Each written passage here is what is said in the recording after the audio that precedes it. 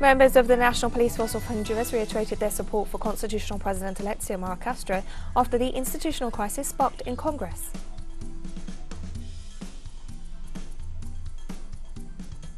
The United Kingdom's High Court has decided to allow Julian Assange to appeal to the Supreme Court in his fight against extradition to the United States.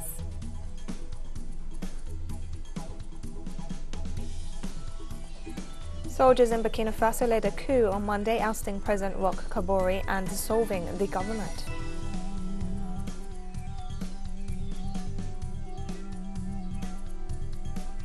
From the headquarters of teleSUR English in Havana, Cuba, this is From the South, and I'm Katrina Goss. We begin in Honduras, where members of the National Police Force reiterated their support for constitutional President-elect Xiomara Castro after the institutional crisis sparked in Congress.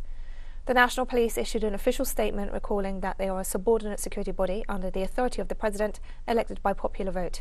In accordance with the Honduran Constitution, the police force is a professional and apolitical institution with a purely civilian nature, responsible for the preservation of public order. In this sense, the force expressed its support to the President-elect and called on all other public forces to defend the will of the population as expressed in last November's elections.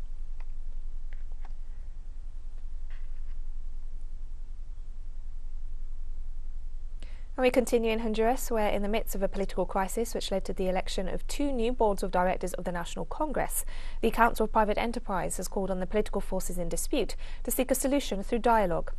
The Council warned that the credibility of the political elite at a national and international level was deteriorating due to the political crisis stemming from a split in the Liberty and Refoundation Party. It called for unity as the only way for the country to overcome the crisis. The spirit of hope that the Honduran population has experienced since the November 28th election, with the landslide presidential victory of Xiomara Castro, has turned into discontent and repudiation at the acts of certain politicians just a few days before her inauguration as president.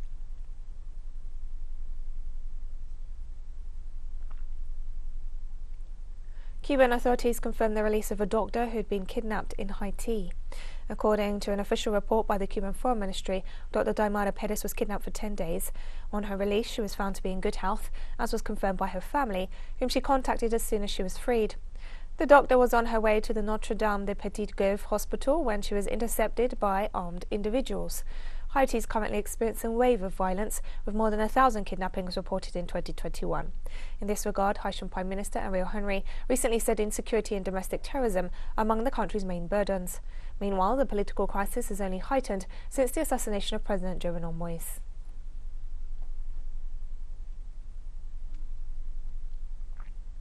Also in Haiti, the Minister of Commerce and Industry denied a possible increase in fuel prices shortly after huge demand was created at fuel pumps due to the rumour. Minister Ricardin Sanchin confirmed to national media that prices will remain unchanged, while denouncing a deliberate campaign to spread misinformation. The minister reported that on Saturday a key terminal dispatched over 200,000 gallons of diesel, 6,500 of kerosene and more than 200,000 of gasoline, noting there was no shortage in the market. Haiti has suffered cyclical supply crises. The most acute occurred last September when armed gangs blocked fuel distribution.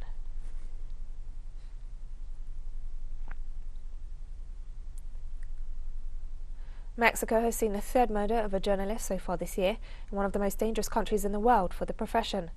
According to statements from police, at the crime scene, the body of journalist Lourdes Maldonado was found in her car with gunshots to the head near Las Villas in the city of Tijuana.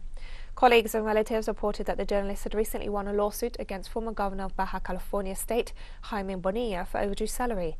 In 2019, Maldonado asked President Andrés Manuel López Obrador for his help to resolve the issue during his daily morning news conference.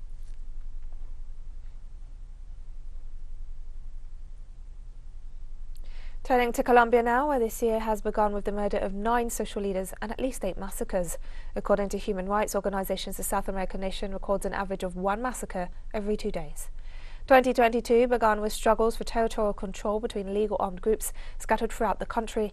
According to various organizations, the massacres and murders of social leaders in the first month of this year are a clear sign of the worsening of the violence.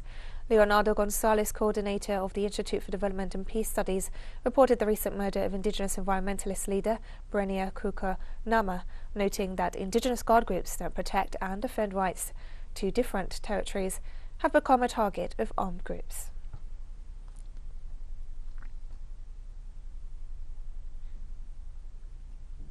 The indefinite national strike of transport drivers in Guatemala continues, with roadblocks established in several points of the country's 22 departments as a means to apply further pressure on the government. The initiative, promoted by the drivers of heavy urban and extra-urban transport and taxis, seeks the repeal of the 6-month extension of the obligatory contracting of insurance for damages to third parties. On Friday, the government of President-elect Xiomara signed the measure that prevents the protection of Guatemalan transporters. Meanwhile, the Ministry of Government assured that there is a protocol for this type of scenario and affirmed that the first resource of the executive will be dialogue with the parties. Meanwhile, the Transport Union and the National Coordinator of Transport disassociated themselves from the roadblocks.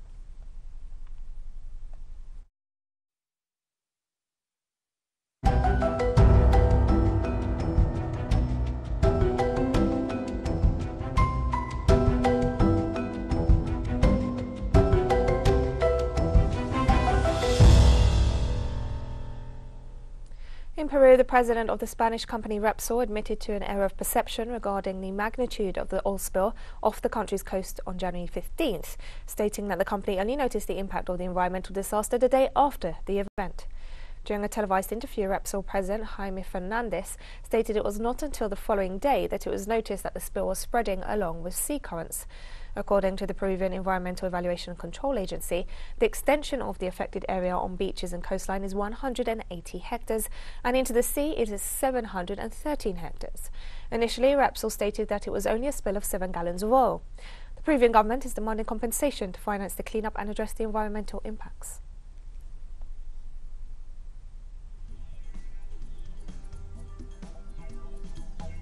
And we'll be right back after this very short break. Don't go away.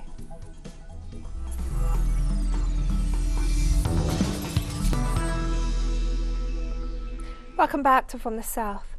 On Monday, the United Kingdom's High Court decided to allow Julian Assange to appeal to the Supreme Court in his fight against extradition to the United States. The ruling follows a December decision by the same court to greenlight the US appeal to extradite Assange, overturning an earlier decision that the Australian journalist could not be extradited to the US due to his mental health and suicide risk. US authorities have charged a 50-year-old under the Espionage Act for his role in publishing thousands of classified military diplomatic cables in 2010. If convicted, Assange faces up to 175 years in prison in a country that has already plotted his assassination.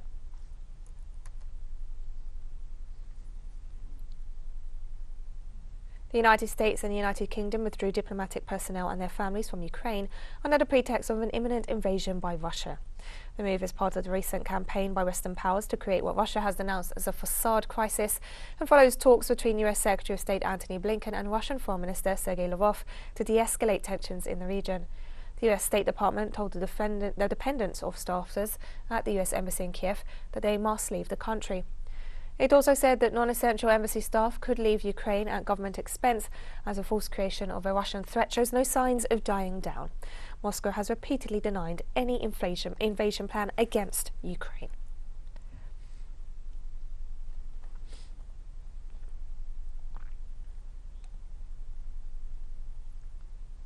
And a Ukrainian Foreign Ministry spokesman said it was premature of the United States to evacuate the families of its diplomatic staff in Kiev due to fears of a supposed Russian invasion.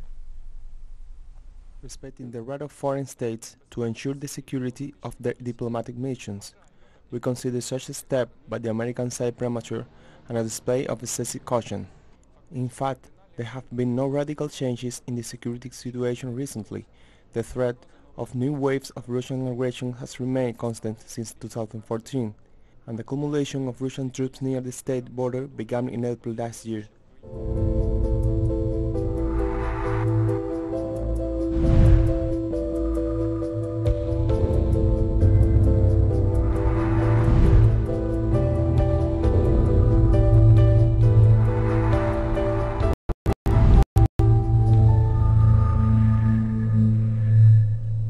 Cuban vaccine candidate against COVID-19 Mambisa is the first using nasal application to start clinical trials in the world, as announced by the Center for Genetic Engineering and Biotechnology.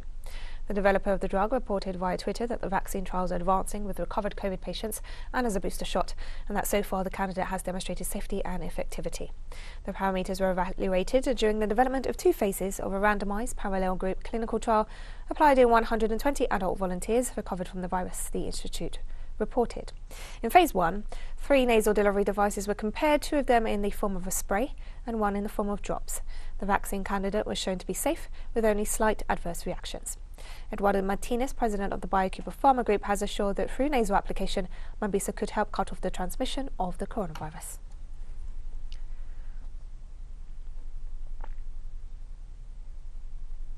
Cuba has surpassed 4 million citizens vaccinated with a booster dose against COVID-19, maintaining its leading position in the world in terms of vaccination against the virus and using its own vaccines. So far, Cuba has applied over 33 million doses using its own Soberano 2, Soberano Plus and Abdala shots, of which over 4.5 million correspond to booster doses. The Ministry of Public Health also reported that at least one first dose was administered to over 10.5 million and more than 9.3 million are fully vaccinated. For me, the vaccine has been a blessing because I got vaccinated already. I have never had a reaction. I have vaccinated my mother, who is 91 years old, my husband, who is 72 years old, my grandchildren, who are 6 and 12 years old, and none of them have had any reaction at all. Schools in India's financial hub Mumbai reopened as the country battles a surge in COVID infections. Schools in districts with lower levels of infection in India's richest state, Maharashtra, including in the financial capital Mumbai, welcomed back students for in-person classes on Monday after they were shut when a new surge in coronavirus infections swept the country. The move has been welcomed by students eager to be back in face-to-face classes. We are facing this problem of lockdown and all that, and then the school was reopened from 4th of November. And then again shut down, and then again reopening. So it's altogether a pleasure for all of us to see the entire school running properly with 100% staff and the students. I'm happy because we are having offline, so it's a good experience to listen to teacher when she is in front of you, and you are able to understand what she is teaching. In online classes we have the network issues and all, so it's quite hard to understand the topic and clear the concepts. In Colombia, the number of COVID-19 related deaths continues to rise. In its latest report, the Ministry of Health confirmed 217 new deaths on Sunday, surpassing the almost 200 reported the day before. The ministry also reported that the country has accumulated more than 100,000 deaths since the beginning of the pandemic and confirmed more than 5 million infections. It also reported more than 20,000 new patients detected in the last 24 hours. Health authorities continue to insist on the implementation of biosecurity measures against COVID-19 as variants like Omicron, which is the most prevalent in the country, fuel a surge in cases.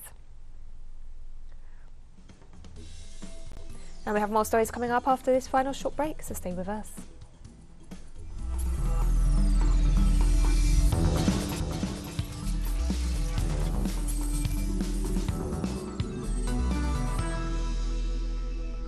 Welcome back to From the South. Soldiers in Burkina Faso on Monday announced on state television that they had seized power, ousting President Roch Kabore, suspending the constitution, dissolving the government and the National Assembly, and closing the country's borders. A junior officer announcing the move, reading from a statement signed by Lieutenant Colonel Paul Henry Sandaogo Damiba, said the new patriotic movement for preservation and restoration would re-establish constitutional order within a reasonable time, adding that a nationwide nightly curfew would be enforced. Earlier on Monday, African and Western powers announced what they called an attempted coup, and the European Union demanded the immediate release of the president. On Sunday, soldiers rose up at several army bases across Burkina Faso, which has been fighting an insurgency since 2015. They demanded the removal of military top brass and more resources to fight insurgents, but made no mention of seeking Kabore's ouster. The president, in power since 2015 and re-elected in 2020, has faced rising public anger about the failure to stop the bloodshed in the poor landlocked country.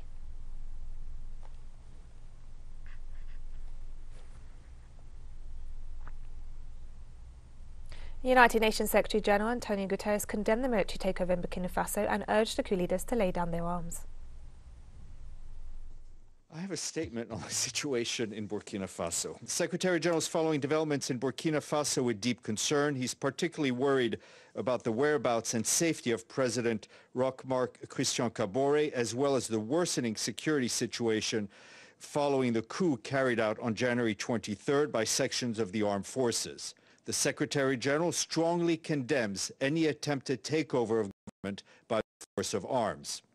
He calls on the coup leaders to lay down their arms and to ensure the protection of the physical integrity of the president and of the institutions of Burkina Faso. The talks in Vienna, Austria to revive the nuclear deal between Iran and world powers are progressing in the right direction, according to the Iranian Foreign Ministry. The agreement signed in 2015 granted Iran sanctions relief in exchange for curbs on its nuclear program. The United States unilaterally withdrew from the deal in 2018 under then-President Donald Trump, but President Joe Biden has signalled that he wants to negotiate a return to the deal. However, Iranian authorities have stressed that no concessions will be made and a return to the deal is conditional on the lifting of US sanctions. If the United States is committed to past agreements, this human issue can be solved very quickly. What we are seeing in Vienna is that the talks are progressing in the right direction. Talks between the Taliban and Western diplomats are set to begin on the outskirts of the Norwegian capital Oslo on Monday. The session is part of a three-day meeting that began on Sunday with talks between the militant group and civil society representatives, being the first such encounter in Europe since the Taliban regained control of Afghanistan 5 months ago.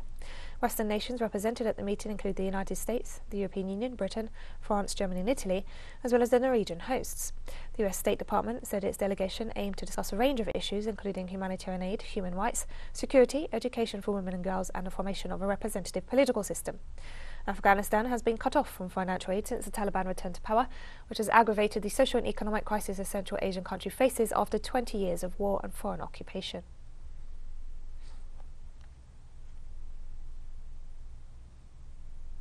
And dozens of demonstrators gathered in Oslo to protest against the arrival of a Taliban delegation, the first to visit Europe since the group returned to power in Afghanistan.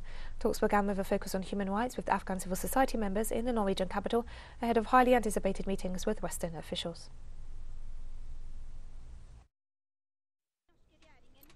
The Norwegian government has invited Taliban here to Norway. We Afghans think this is to laugh in the face of all the people from Afghanistan who have lost family members over there. How can they invite terrorists who have killed so many people to sit down and talk about peace? You do not talk to terrorists. We are here to say no to Taliban, no to terrorists. I am already disappointed that my government, my politicians, Norwegian politicians, the Labour Party, can invite terrorists to our country. Among the people invited is Anas Hakini, who is still on the U.S. terrorist blacklist, meaning they are known all over the world as terrorists. They are invited to our country and served cake and coffee. And we've come to the end of this news brief, but remember you can find these and many other stories on our website at telesurenglish.net. You can also follow us on social media for all the latest news. We're on Facebook, Twitter, Instagram and Telegram. For teleSUR English, I'm Katrina Goss. Thank you for watching.